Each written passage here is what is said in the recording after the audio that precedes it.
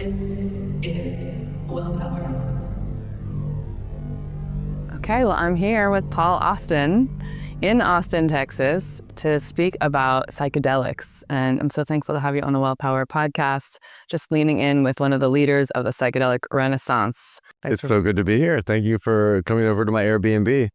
I'm glad we could shoot this in person and explore psychedelics and mental health and biohacking and there's a lot in this world that sort of overlaps. Absolutely. I got the pleasure of seeing you speak yesterday at the ACT conference here, and all these facilitators and coaches and people really getting a chance to learn from you and from each other. And I want to sort of open the frame of this whole conversation to some of the audience who's less familiar with psychedelics and really ask you about, psychedelics in general, and also the resurgence that they're having around the mental health landscape in North America. So psychedelics are very ancient tools.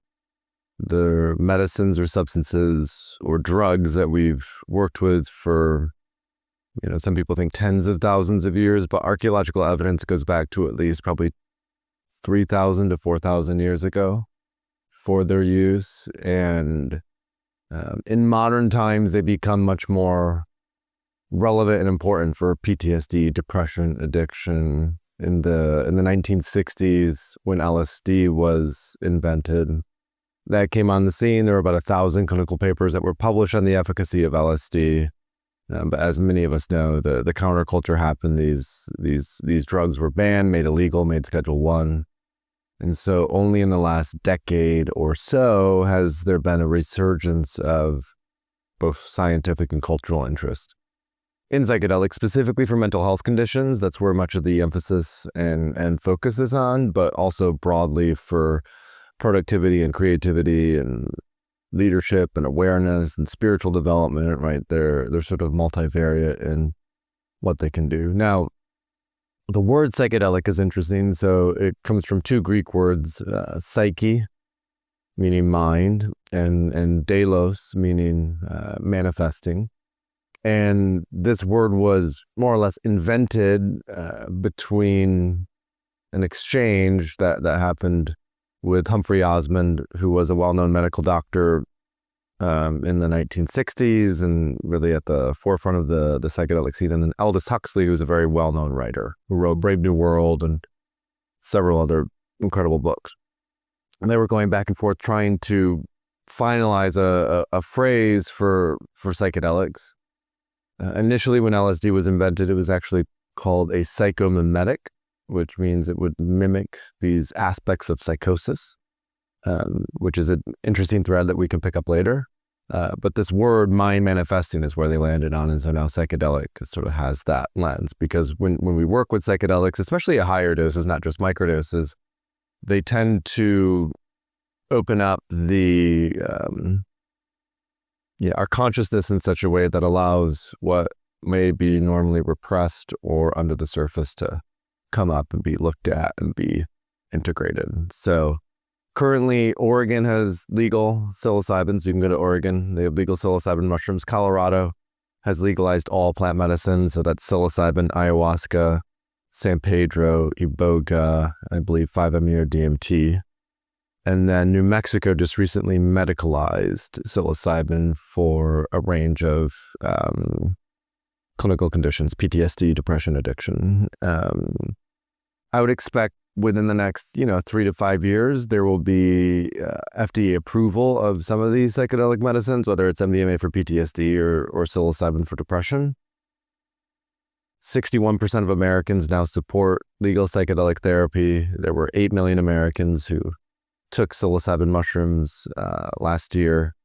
This is about 3% of the population. It's a resurgence of interest, and we can explore why that is. But the top line sort of message is we have a mental health crisis, and these tools appear to work much better than the psychiatric interventions that we've been working with for the last 40, 50, 60 years. Yeah, I just had my friend Richard on the podcast, who talked a lot about like the debunking, I want to call it, of talk therapy. Richard Blake. Yeah. Oh, nice, yeah. So it's just interesting to keep peeling back the layers on that. And I think there's some people that might be listening in. This is like, hey, this is like this is fringe. This is edgy for me. Or, what I really notice about the semantics in the world of psychedelics is that people are like, we're specifically speaking about plant medicine or speaking about molecules, or we're like, my mother would still say, these are drugs. So when I shared with you that I had this this opportunity to do a very, safely clinically guided MDMA session over the course of the last year, and I felt compelled, and I'd love for you to share your story about your father, but I felt compelled to tell my mother because she's relatively conservative and has never experienced or toyed with like just even THC, anything in her whole life, right? Maybe a little alcohol, that's it.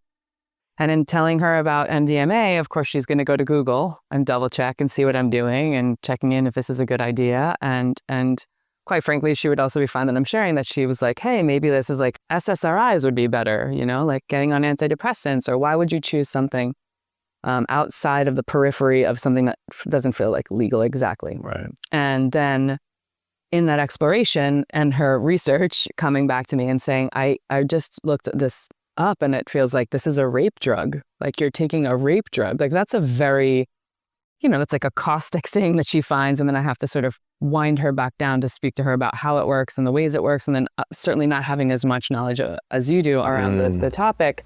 I just think this like speaks to, people using the term drugs or medicine or molecules, or we're all trying to find the way to make it more, it's not like vanilla, but palatable in the landscape of conversation. And so I just would love for you to address a bit of like the stigma that comes with this, the landscape of psychedelics, because you are seeing so many beautiful transformations happening and speaking to people all the time about this. And you've been in this category for so long. So I just wondered if you could speak to the people who are sort of like, oh, this is cool to listen to, but this isn't something that's like for me, or like maybe, my age bracket isn't working and doing this, or, it's not really helpful. It's like a scene, right? The scene of the landscape of drugs. Drugs are a very broad class of substances. So Prozac is a drug, caffeine is a drug, alcohol is a drug, nicotine's a drug, cannabis is a drug. But there are many other, you could even say sometimes sugar is a drug, right? Glyphosate is a drug. There are various other, things that we consume and eat in a day. So we're always bringing in drugs, and those can be in the forms of psychoactives, but not necessarily. So then we have to sort of look into the nuance of, well, what is it that this drug class does? And so I think the conflation or the confusion happens because MDMA, LSD, psilocybin, dimethyltryptamine, which is in ayahuasca, all of these are Schedule I substances. But so is heroin. Cocaine is actually a Schedule II substance. Methamphetamines, crystal meth might be Schedule I, Schedule II. So people really get conflated with thinking, oh, like heroin is bad, cocaine is bad. Like these are highly addictive substances. And conflate that with psychedelics, where in reality, psychedelics are actually an entirely different drug class when compared to opiates, or when compared to stimulants, or when compared to sedatives, or anxiolytic medications, whatever it is. Now, and within psychedelics, there's also, there's probably 11 main psychedelics, 10 to 11 main psychedelics, and each one of those also is relatively different than the next one. There is some commonality and similarity between those. So the challenge, just to zoom out, the challenge broadly is, we've been raised in this environment of ignorance, so we don't have any nuance in terms of, MDMA is actually different than heroin, or, psilocybin mushrooms are actually much different than, crystal meth, especially the generation that was raised in the Nixon and Reagan era of just say no and all drugs are bad and all these sorts of things. It takes time. It's why Michael Pollan's book, when it was published in 2018, How to Change Your Mind, was so, in a way, revolutionary, because he speaks to that sort of generation. My dad's that generation. He's almost 70 now, so baby boomer. And I had him read Michael Pollan's book, and that's what sort of opened his mind to the possibility that there might be more here when it comes to psychedelics. And this is why, in particular, I've focused a lot on microdosing in my more public discourse, because a lot of people, once they get sort of a baseline educational framework around psychedelics, their next big point of friction or consideration is, well, okay, I'm potentially curious in trying this, but I don't want to have a bad experience, right? I don't want to have a bad trip. I don't want to lose my mind. I don't want to. A lot of people are scared that, okay, if I go through with this experience, my identity is going to shift so much that I won't recognize the person that I am now. So there's a lot of fear in that, letting go of certain parts of our identity or certain parts of our conditioning or whatever it is. So I think there also has to be this sort of context and lens that, you can start with these lower doses, these microdoses, and sort of work your way up. It doesn't have to be like all or nothing, basically, like just jumping in the deep end. Now, that can be appropriate for some people. Some people have deep clinical challenges and that they're navigating, but usually it's better to start in a way that's a little easier going. Softer. Yeah, softer. Yeah. And just for everyone who's listening, the conversation around microdosing is that you're taking a small amount of a substance and then it's generally sub-perceptual. So that's the big difference between something that you might take that would be a higher dose substance.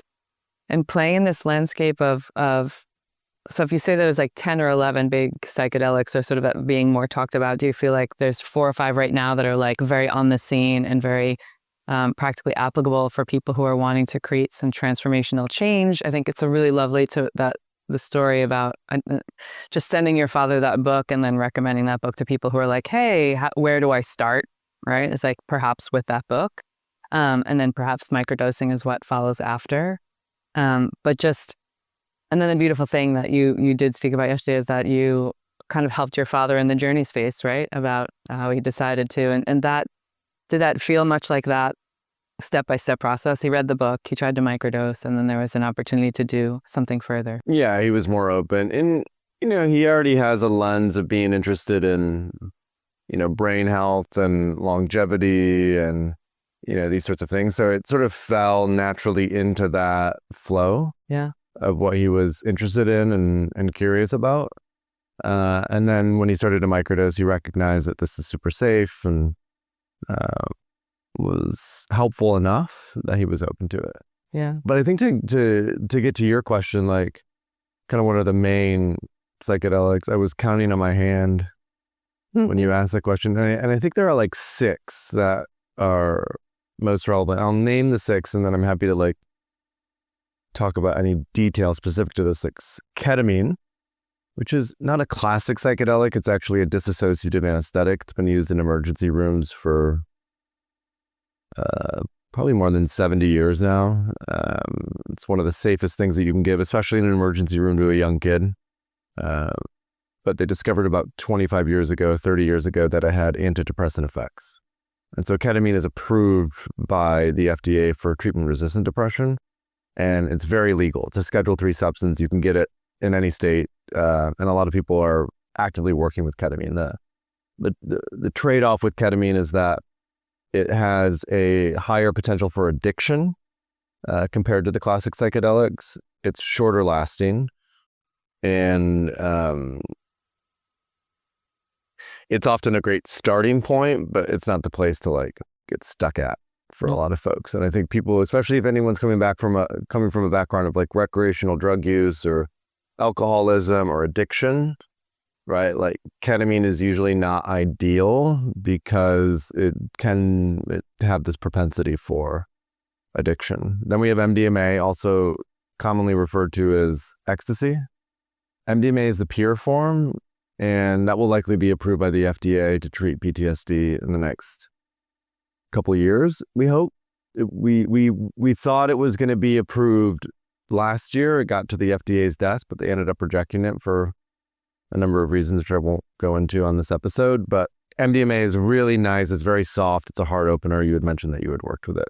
Mushrooms, legal in Oregon, legal in Colorado, legal in New Mexico now. So mushrooms are also, we've used them for thousands of years. Very useful for a range of conditions. LSD, especially in microdosing now.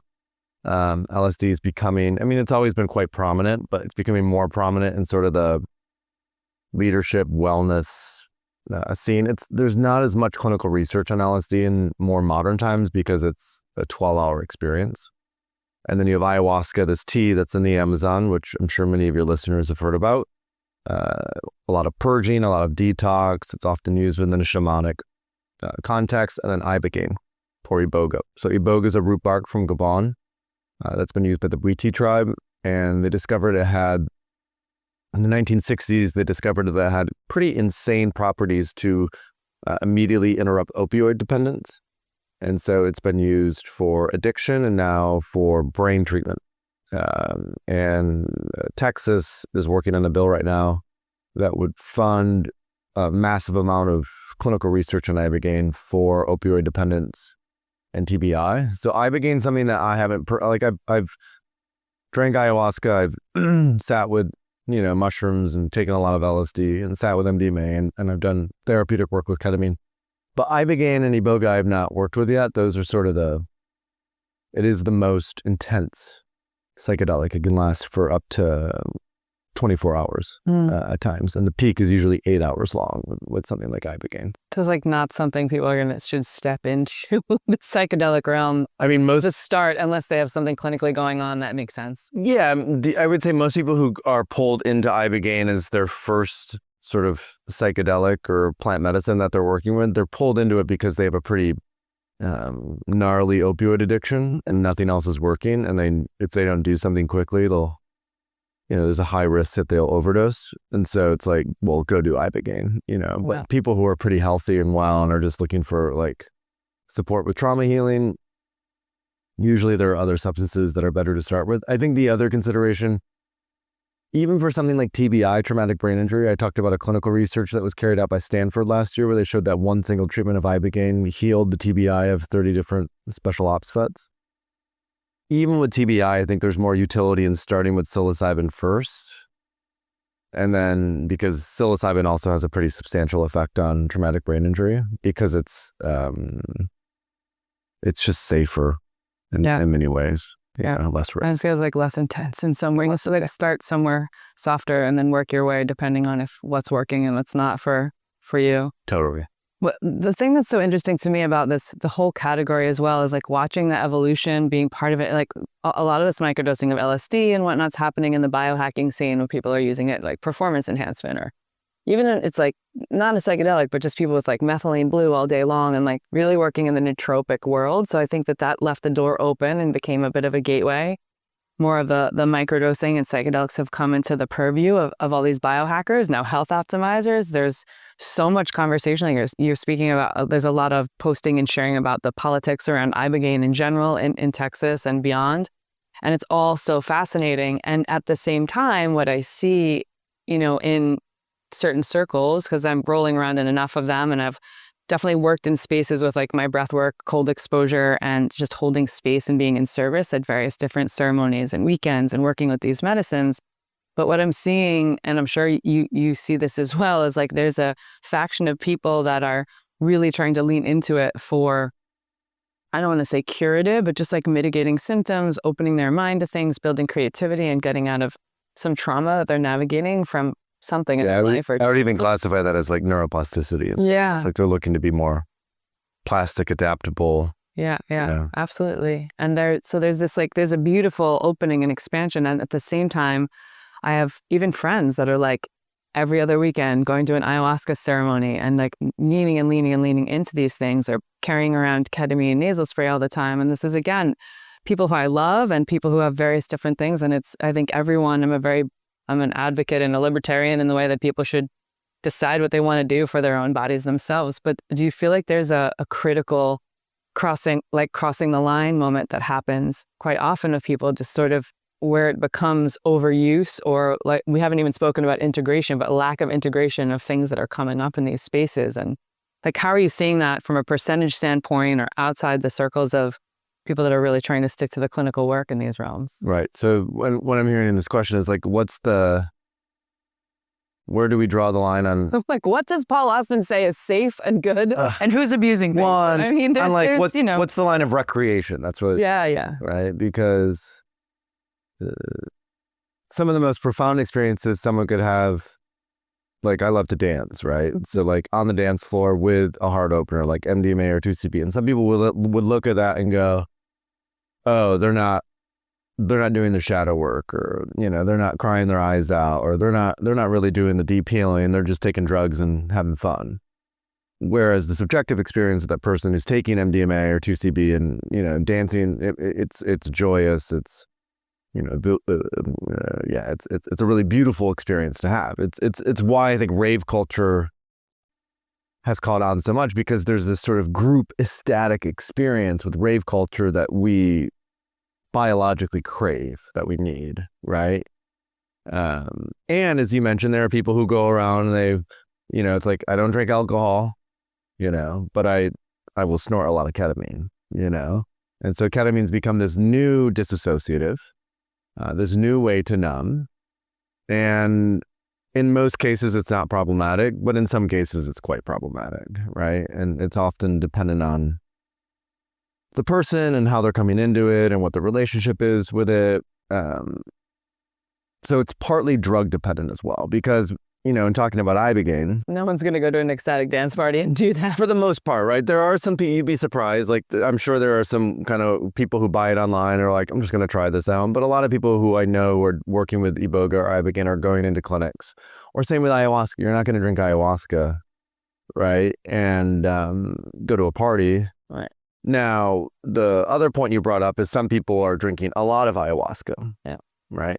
So then we sort of open up this context of, well, where are they at? Like, for example, when I first started taking acid 16 years ago or 15 years ago, I was 19.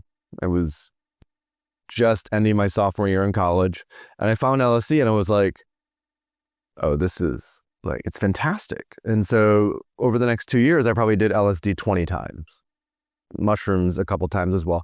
Usually I'd go into the woods with a friend or two, and we'd hike for 4, 5, 6 hours and explore the woods and go. So it wasn't therapeutic, but it also, I'm not just like raving or partying with it. I'm like exploring nature, basically. Yeah. Like really connecting to nature. On that substance, yeah. Yeah. But a lot of people will look at that from the outside and go 15 times or 20 times in 2 years. That's like once a month, like that's a lot. I'm like, it was kind of a lot, and it felt appropriate at that point in time. So sometimes, and I remember I haven't done a lot of therapy, for better or worse.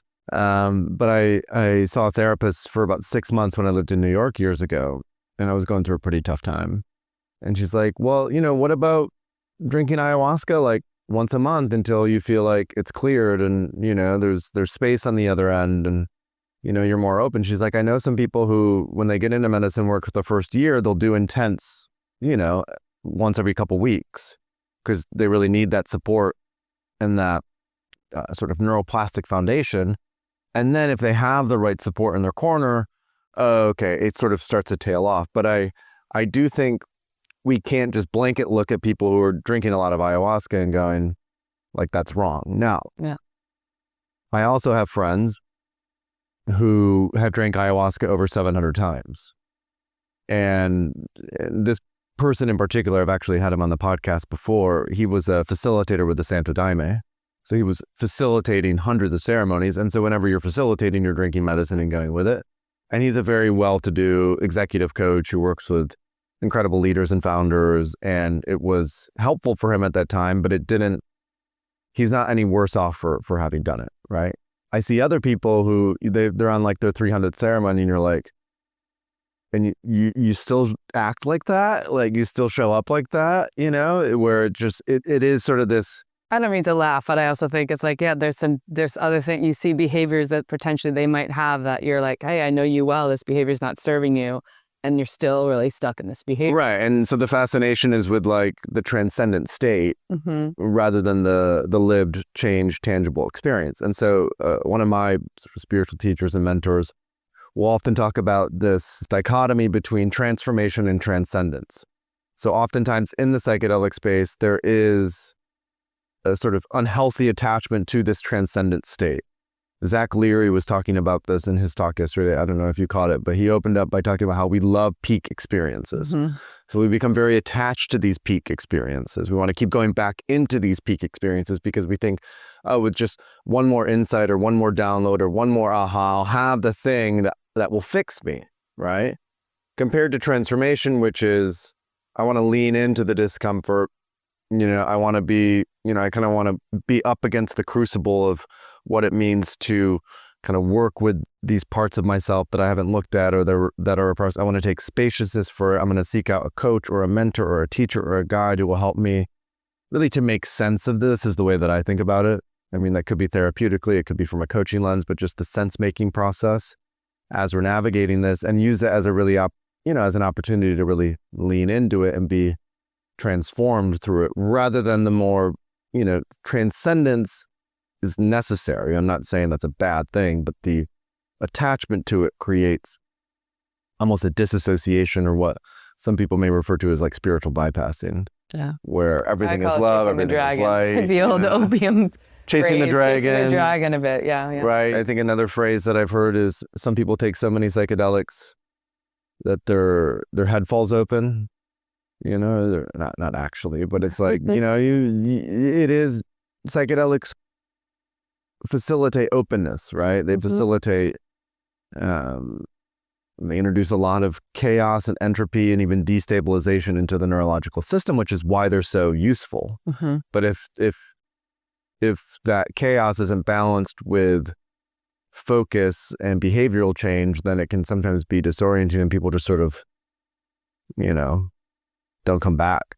Yeah. In some ways. Yeah. And when we're looking at all this conversation around working with people in this space, do you feel like you have a setup, a container, like a strong recommendation around like when people are entering this category or starting to work with new substances that like, I'm out in the world, I'm listening to this podcast and I'm like, I want to start working with this. Do I find a coach? Do I just try this at home in my living room? Or how is the foyer into it? Like, how do they step into this realm? And then I just think alongside that question, I think there's a conversation here around neuroplastic effects and integration, right? It's like, how do I find it? And then how do I do exactly what you just spoke to, which is,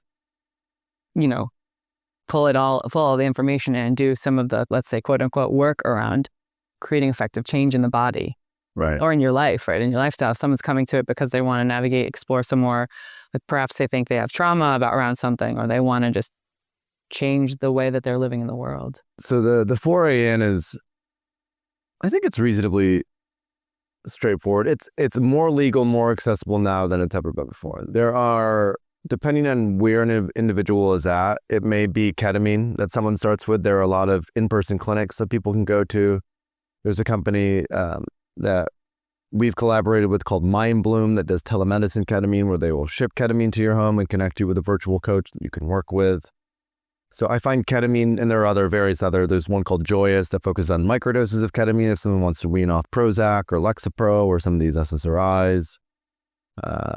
So there's a number of options when it comes to that. With microdosing, we have a partnership with a company called Golden Rule. And we're actually staying at an Airbnb with them right now. They're upstairs. But they have a microdosing company in Colorado. And so folks can go on their website, and if they want to start to microdose, they can access microdoses of psilocybin mushrooms through that website. So that's a great partner. So I think it's more accessible now than ever. Really, the key and the path is to simply start, but to start in a way where you feel like you have the support that you need. And some folks, it's like they can read a book or they can listen to a podcast or get a sense of things and just start and try it out. We even at Third Wave, we have every quarter I do a group coaching experience for microdosing. So I'll coach a small group of people through a 6-week protocol. So we offer some of the group coaching stuff. And then the third option is like to find an underground therapist, right? So if someone's really like, ketamine doesn't really resonate so much, I'd really love to work with MDMA. Or I'd really love to work with psilocybin. As I mentioned, in Oregon, psilocybin is now legal. In Colorado, psilocybin is now legal. And so people are also traveling to Oregon and Colorado or the Netherlands, like you mentioned, Jamaica, Mexico, Costa Rica, they're traveling to these various locations for like a retreat experience, psychedelic tourism, which has been a big, in a way, professional focus of mine, like psychedelic wellness tourism. Years ago, I started a legal psilocybin center in the Netherlands called Synthesis, where we did legal psilocybin retreats. And now most of my focus now is on our practitioner training program. So we have a training program for coaches, doctors, clinicians, practitioners, those who are in career transition, who want to start to work more with psychedelics. And we do a week-long intensive in Costa Rica with psilocybin in particular. So psilocybin is the one that we probably focus on most professionally because it's the most relevant, it's the most accessible, it's the most available. LSD is probably my personal favorite when it comes to microdosing. And then if I'm doing deeper healing work, like deeper ceremonial work, ayahuasca is the one that I've found to work best, but that's not that often, maybe once every couple of years. Yeah, so beautiful. When you talk about we in this business, third wave is what we're talking about. I've had a couple of friends go through the coaching program and I love it. And I think it's important to know that, or just to note that you're doing this prolific work and also under the umbrella of third wave. And I imagine your vision behind that is like you have all this knowledge and insight and information for someone who's really been exposed to this for such a long period of time. And it's like, how do we get this out to the world in a way that feels, safe and effective? And you can't do it alone. Live with is that other pieces or experiences that you had in your life or your younger years that you're like, oh, hell yeah, this is what I need to lean in? Because the very first exposure I ever had to information around psychedelics was from third wave. I started third wave in 2015, like a decade ago. I was 24 when I started it, or I just turned 25. I think at that point in time when I started it, there was definitely this inkling or this feeling of this is going to be a very long-term project. And the emphasis has and will continue to be on the educational part. In the last decade, we've spent, not just ourselves, but so many people have spent on the campaign to destigmatize. And it feels like we've, in a way, won that campaign. Like psychedelics are now destigmatized to the point where they're becoming legalized and the FDA is, going to likely approve them soon. And so the cat's out of the bag. And so the next big question that I'm sitting with is, what does the next decade look like, right? So it's great that we now have these tools available and accessible to us, and they'll continue to become more available and accessible, like that work is not done. But as you have potentially millions of people who are working with these and they have this sort of neuroplastic foundation, and they're improving their brain health and healing trauma and thinking creatively or thinking differently. Like one thing that I'm spending more time thinking about is, well, how does that change the systems that we live in? Because a lot of my initial inspiration for third wave and looking at psychedelics as a tool that could be useful for folks is what I would call like environmental regeneration, right? I think the biosphere that we live in and the ecosystems that support us, if those aren't healthy, then just by definition, we are unhealthy because we're way more connected to our natural environment than we recognize. And so if there's a way to reawaken that realization and kind of focus on one tool that will help to do that, my bet has been and will continue to be on psychedelics is that tool. And so how can a lot of these people who are coming into it for mental health purposes or other purposes, how can that be woven into how we think about the systems that we're living in? And then the big conversation right now is with artificial intelligence. What does that mean? But that's like a whole nother podcast. It's almost like the entirety of our human wisdom is somehow awakened through these psychedelic medicines. And it feels like AI, artificial intelligence, is doing a very similar. There's this quote by E.O. Wilson, which is, the real problem of humanity is the following. We have Paleolithic emotions, medieval institutions, and godlike technology. And it is terrifically dangerous. And it is now approaching a point of crisis overall, right? So there's sort of imbalance in the system. So a lot of people, I think there's really no coincidence that there seems to be this convergence of, what do they call it in the UFO world? Disclosure, right? That all of a sudden, like, aliens are real and we're learning more about aliens. Psychedelics are becoming much more common and prevalent and sort of exploring what those are and why those are there. And then you have artificial intelligence that's also coming online. So you have these three very distinct and what I would call almost beyond human intelligences that are all becoming more prominent. And so I'm really curious, like, what is the convergence of AI,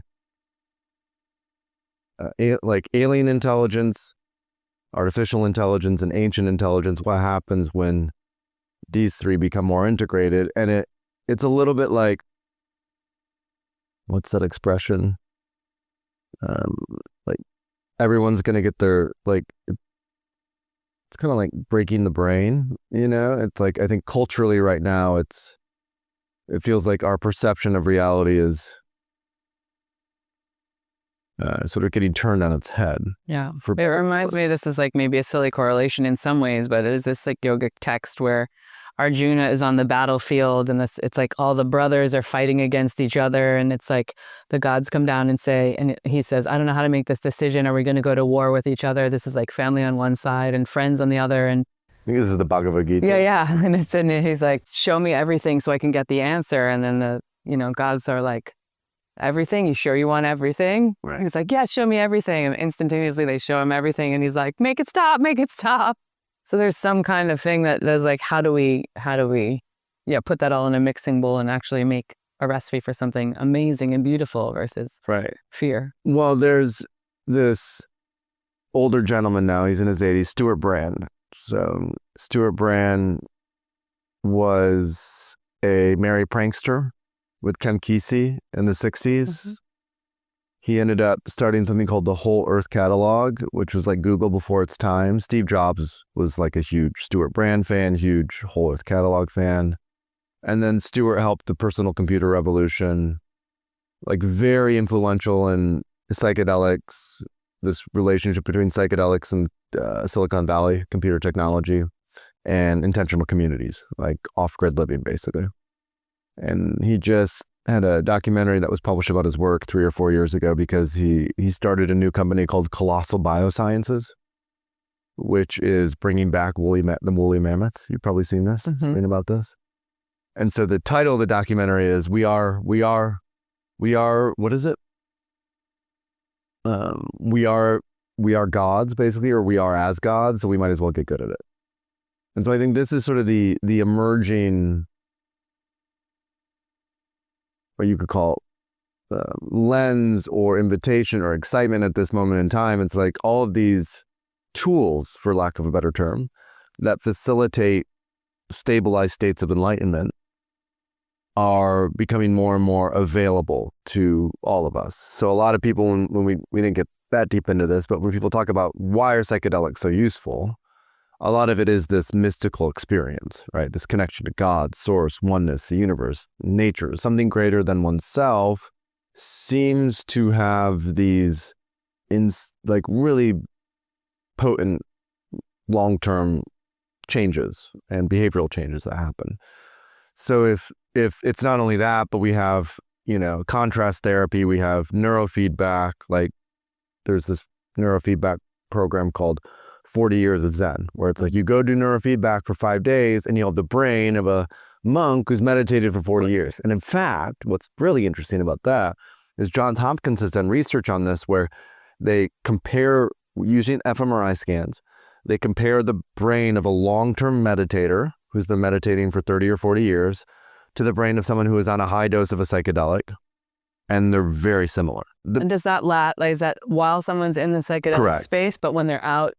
Correct. We don't know. So this is what I talked a little bit about yesterday. The critical learning period remains open, right? So you have greater hemispherical connectivity for at least 2 or 3 weeks after that for this critical learning period. That's where integration is really important. And this is where neuroplasticity is just and expanded, where neuroplasticity expanded. is important. And if there's this is getting a bit technical now, but that's fun. There's this concept of annealing and entrainment. Have you heard about this? So annealing is like, it's like a metalworking term. Annealing is like when you heat it up to create these new pathways so it can be more malleable. And then entrainment is when you cool it down so those new pathways can actually sit and get settled so the new patterns of behaviors. So a lot of psychedelic work is how do you balance between the annealment phase, because that's what psychedelics do. They create an annealing in the brain. They introduce a lot of entropy and energy, and so things start to be shift and malleable. But if you're always in the annealing phase, then it's just there's no ability to focus and move and make tangible change. Yeah. So you have to have these sort of annealing and entrainment, like, and so much of, in my belief, so much of what makes for effective entrainment is the environment that you're in for the 2 to 3 weeks after that high dose psychedelic experience. And I mean your physical environment, I mean your sort of psychosocial environment, the people that you were with, the work that you were doing, the food that you were eating, right? Cleaning up that environment, purifying that environment, so it's really supportive and nourishing of you, I think that's where we see the long-term behavioral change. Because if that's not there, then a lot of these people who have these psychedelic experiences, it actually can be more harmful than helpful because they now have the awareness, but they actually didn't do the necessary things to change in their life. So it's like, oh, fuck, now I know I got to do this, but I'm still stuck in this. And so all of a sudden this dichotomy opens up, this tension opens up, and it can actually be like, I mean, I've been here before. It's like, I know I need to, stop doing this, or I know I need to really do this, but I just can't seem to, like I feel stuck or whatever. And that can sometimes happen, and people don't take the work seriously in a way, like really commit to the intentionality of it and the growth of it and, navigating it and things like that. Yeah. You've shared a lot of incredible information. I think what you just said is the most important thing you've said in this conversation in many ways, because I feel like I see and even have witnessed within myself the moment of like, okay, I'm more neuroplastic and I know the good habits I need to keep working on. And then if I have a moment of going back into the swirl of the old thought processes or things like that, I imagine if that were to stick with someone so deeply, you go back into your environment after you have like an experience for one day, and then you come back to like the house, the job, the challenges, the whatever, and you're not shifting that with your routine or something that's very intentional, then I would imagine it can almost, I don't want to say do more harm than good, but you're almost like fixing firm the things that are challenging you to begin with, right? If you're like continuing to be stuck in that swirl, which is why I'm like, okay, I'm up at 7, I'm going to go to the damn gym or whatever, like extra cautious about the way I'm intending to set up my day for success. Even if I were to have woken up, as I've shared with you before we recorded, just going through some challenges of depression, anxiety over the last year or so, even if I'm waking up with that feeling of like, but I don't want to, that little brat that's like, I don't want to get out of bed and do the thing. I think it's like why this piece of the conversation is so important is getting people to either work with a coach, work with your organization. Even the thing of like travel to somewhere that it's actually legal and make a good plan for yourself to have a week or two around this time that you're doing it to be able to set yourself up for success with different environmental changes or people around you, this whole piece. So yeah, thanks for sharing that. I think that's so... this integration piece, I spoke to you and said that I worked with Todd and Cole Whitty around a lot. Their tagline is, integration is not optional, because this is a piece that I think people are shifting. Well, integration happens no matter what, right? Which is, I think, what that's speaking to. It's like not optional. Whether you do it or not, it's still taking place. Yeah. And I think part of going back to what I mentioned for the next decade, I think a lot of the emphasis in the next decade is how do we shift our external environment to be more supportive of an integrative process. So I think part of the challenge in the last decade is the reason integration has become such a buzzword and there's been so much emphasis on it is because our normal everyday life is so antithetical to a lot of the wisdom and truths that come through on psychedelics. And so I think as more people start to work with them and we start to integrate that intelligence into our sort of collective psyche and soma, then that will naturally inspire us to create new systems that are much more supportive of the integration process. Because it's like the difference between, living in New York City and you go to, there are plenty of, I've been to underground ceremonies there. You go to an underground ceremony, it's beautiful, it's profound, but the next day you're like walking down Lexington or Fifth Avenue. Yeah, totally. Yeah. Yeah. And your nervous system is like, what the fuck? And that's compared to like when I go to the jungle and drink ayahuasca for 2 weeks, right? There's just a spaciousness that emerges from that is really conducive to. So like this sort of urbane, overly stressed life that so many Americans in cities lives, when we have these psychedelic experiences, it kind of blows our mind how different that experience and that feeling is from what we are accustomed to, what our nervous system is accustomed to in particular. So how do we create spaces that are more nourishing for our nervous system to be more regulated and calm and, things like that? Yeah, absolutely. And we've talked a bit about this sort of the one-on-one experience, the coaching experience, and a bit about like whether it's going to the jungle or going off to the psychedelic tourism. I wonder what your opinion is, what your thoughts are around like how community is at play, like how important can it be for people to do this in collective? And quite often when I'm sitting in service around the ayahuasca communities, there's 20 people there, it's facilitated, there's 2 or 3 of us in various service roles along with the experience. And that, is something very different than a one-on-one container. So just reflecting either on your experiences or the things that you've spoken to people about, like where does community fit into all of this in connection to other people? Well, all deep healing is relational, right? So we are relational creatures. I think how we relate, the way we communicate is what makes us human. It's what is our evolutionary advantage more than anything, the complexity of our communication. And if you look at the use of psychedelics over time, they've historically been used in these group ceremonies, which I hinted at earlier, are these shared ecstatic experiences. So I think one of the core imperatives from a biological perspective is this need to have a shared group ecstatic experience. Psychedelics offer that. They facilitate that. War also offers that and facilitates it. And war is sort of the main way that especially men participate in this group shared ecstatic experience. As we know, drinking ayahuasca is much safer than going to war, right?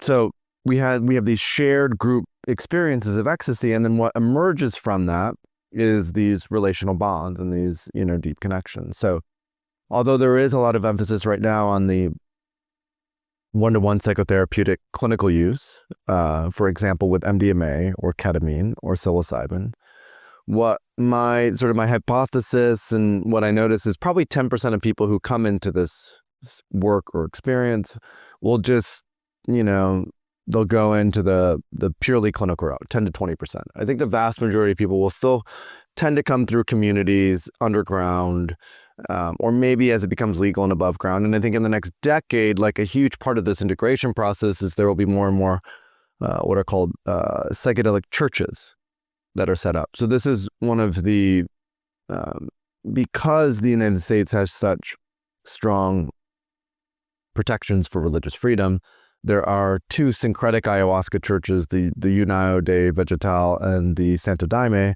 that have gotten approval by the Supreme Court and the DEA to serve ayahuasca, right? Now there are hundreds of other churches that have also popped up, almost none of which are legal, but have this sort of veneer of legality because of the religious protection of working with psychedelics as a sacrament. So I think that lens or that context around psychedelic churches will become increasingly important, especially like, I shared a little bit about my story yesterday, but I grew up in a very religious family. Church was at the center point of our life. We went every Sunday for 18 years, more or less. I left when I was 18 or 19. I go back every now and then, but it's not like I go to church. And yet I would still really desire to have sort of a consistent community presence, but more of a focus on like Taoism, Tibetan Buddhism, some mystic Christianity, maybe some Sufism with like contrast therapy and meditation and breath work, like more like integrative wellness, spiritual. But no one's doing that. There are social clubs, there's like a Soho House, or there are like, but this sort of third place of like an upscale wellness church, I think is really interesting. Yeah. The challenge with a lot of these models is just, in the Catholic Church or the Protestant Church or any religion, these churches thrive through tithing, and you're tithing because God told you to tithe. And so if it is no longer an imperative to tithe, then how do you encourage and incentivize people to be part of a church, be part of a community where it is not for profit? Because I think the biggest challenge right now that we're navigating is we all know this is a desire. We've seen this with Kuya in Austin. I saw this with the Assemblage, which was a co-working space in New York when I lived there. We've seen this happen again and again and again. There are these sort of quasi-social community clubs. Habitas was another one that try to monetize community, but cannot become sustainable and cannot become profitable. Even Soho House, which is huge, right, in Austin and Nashville, it's all over the world. They're like going bankrupt. They can't figure out how to make it work. And that's because they're trying to take something that I think is ultimately a not-for-profit model and commercialize it. And so I think the opportunity with psychedelics is we can keep community really about community and not just about more money or, commercializing, I think, relational wealth. I think that's a big thing that psychedelics help to sort of create a buffer against, because when we're getting too deep into the commercialization of this, there's something that feels off about it. It's like you're profaning this sort of sacredness, the reverence of it. It's like such a intricate balance to strike to make that Totally work. Yeah. Yeah, and it's tough, Even I've been an entrepreneur in this space for a decade, and this is not a battle, but it's just a constant reflection of when do I need to be a businessman, entrepreneur, look out for bottom line, make sure we're generating revenue, I can provide a living for myself, and when do I need to run this more like a nonprofit and a church where this is really about the service and the mission and the greater cause. And all alongside of the notion, as I work with so many coaches in this space, in like healing spaces, and all along with the notion that's like, but if you're living in poverty, then you can't reach more people. Like there's still a balance somewhere. You have to be resourced. Yeah. And one thing I was want to touch on before I always end with a sort of the same question on the podcast for most people, but I want to just address this a little bit of like some of the controversy that I see popping up here and there. And just recognize the fact that like we're two white people having this conversation on the couch in Airbnb in Austin. And well, I understand that, various pharmaceutical companies over the history of time have done different molecules and created psychedelics in some ways. There's still a little bit of this notion that's trickling through the United States at the very least about where we are like appropriating or where we are not giving back to communities, specifically I think in the ayahuasca scene, but other scenes as well, where there's plant medicine that is coming from the earth or being harvested in places. And just, I think it's important to have a little commentary on that and just your viewpoint on it. So there's a couple lenses here. One is, it is important to reclaim and emphasize that we in the West also have a lineage with psychedelic substances. I think that's often forgotten. We think of these as purely indigenous. And by indigenous is a little different than ancient. Indigenous, I mean these people who, actually, now that it's a thin line between indigenous and ancient cultures, because the Incans were ancient, they were civilizational. The Mayans are civilizational, but these people who have worked with ayahuasca in the Amazon for hundreds of years, those are more indigenous, right? So there's some distinction there. Anyway, so I think it's important to recognize that we in the West, we have a lineage. We've been cut off from that lineage for about 1700 years, ever since the 4th century, when the Eleusinian mysteries were prohibited by the Catholic Church. And so a lot of the reclamation now is coming back into these states of ecstasy in a way that they can be integrated. The counterculture was the first attempt at that. And this is now the sort of second, I would say, real attempt. The counterculture was a false start. So there is that reclamation, that need to reclaim it. I think that's a really important part to emphasize, so we don't overly romanticize only the indigenous lens. Now, with that being said, I think one of the biggest critiques, and I would say relevant critiques, and this even comes from a good friend of mine, is a guy named Mark Plotkin, who's an ethnobotanist. And Mark often would talk about how there were, biotech companies early on who contacted him about, being an advisor. And he's like, well, it's great that you're patenting psilocybin, but what are you doing? What are you doing to actually give back and be in reciprocity with these communities that have stewarded psilocybin for hundreds of years? And always the response is, well, we'll figure that out later. So I think the lens on this, or the context, needs to be, if you are going to work or attempt to commercialize these substances that have a indigenous lineage or context, there needs to be communication and relationship and reciprocity with that. I think it's great that these are, being turned into medicines and that they will become clinically available. I also truly believe that psilocybin is like a V1. There are a lot of other kind of V2 drugs that are much more, not as long and are a bit more tailored. Like the work that Sasha Shulgin did on inventing hundreds of new psychedelics is pretty fascinating. A lot of that stuff is being resuscitated and weaved through clinical trials. So I think at the end of the day, we'll find that like it's actually ideal to work with psilocybin, ayahuasca within an indigenous context, like within the ceremonial context, because within the clinical setting, there will be superior drugs for that clinical setting.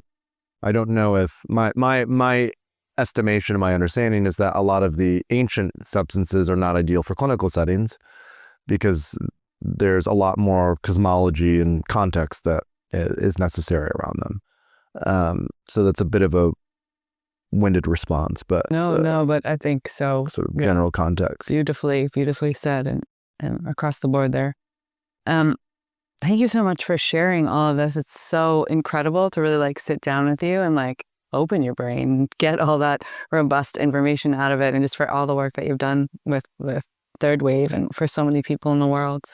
I always close the show with this question, which is, if you were to think back and take a moment if you need to, but if you were to think back across all the experiences and everything you've done in your life thus far, and you could go back and sort of teleport yourself to, like, let's say 15-year-old Paul and have a brief conversation to say, hey, here's the 1 or 2 key points for you to like live into your most optimal health, your best wellness, into the man that you are today, what would be the answer? What would you say to young Paul? Well, I'd say definitely do a lot of acid, right? Like don't be, because still at 15, I not smoked cannabis. I still didn't know much about these substances. So I think I'd be like, be open to experimenting. And yeah, I think another one, I mean, this is so, there's probably like an element of cliche in this, but like just really kind of love where you're from and like what your parents have done for you or will do for you, or just sort of be grateful and appreciative for that. Would probably be the other main thing. Yeah. I mean, I as you can imagine, I was very rebellious. It took me years to like not be quite as rebellious, but I was very rebellious for a very long time, and so even softening some of those edges, When you speak to like rebelliousness, do you feel like it was like you had like young man anger or something like that? Yeah, I mean, typical angst. Yeah. I feel like I had young man anger. 16-year-old boy angst, 17-year-old boy angst. And then LSD just really opened that up, and that angst was, directed towards something productive, which I think is always the key. Yeah. And I'm grateful for what we built the last decade, and excited to see where things keep going. I feel like I kind of found the things that I want to keep doing. I actually have a second book coming out. I published a first book, Mastering Microdosing, and I just got a book deal with Hachette for a second book, which is, the working title is Exploration Necessary. It's about this relationship between psychedelics, neuroplasticity, and behavioral change, and how to navigate that landscape, basically. So beautiful. Yeah. Will you just let the audience know, of course, I'm going to put everything in the show notes that we referred to and the things you spoke about, the books and the people, but let people know where they can find you, coaching programs, everything. What's the easiest way for them to get involved? Yeah, thethirdwave.co, or just type in Third Wave or Third Wave Microdosing or Third Wave Psychedelics, thethirdwave.co. On there, you can find information about our practitioner training program. We run those cohorts 3 times a year. And then I'm on social at Paul Austin 3W, mostly Instagram, LinkedIn, and Twitter. And then if folks have questions or anything, if you listen to this episode and you're curious to learn more, or you have anything that you want to reach out about, like just send me a DM on social. I'm pretty responsive there. Yeah, you are. I love that. Thank you so much for spending this time with me. I really appreciate you and all the work that you bring to the world. Thank you. I appreciate you as well. This is great to sit down with you and have this conversation. Awesome. Yeah, thanks.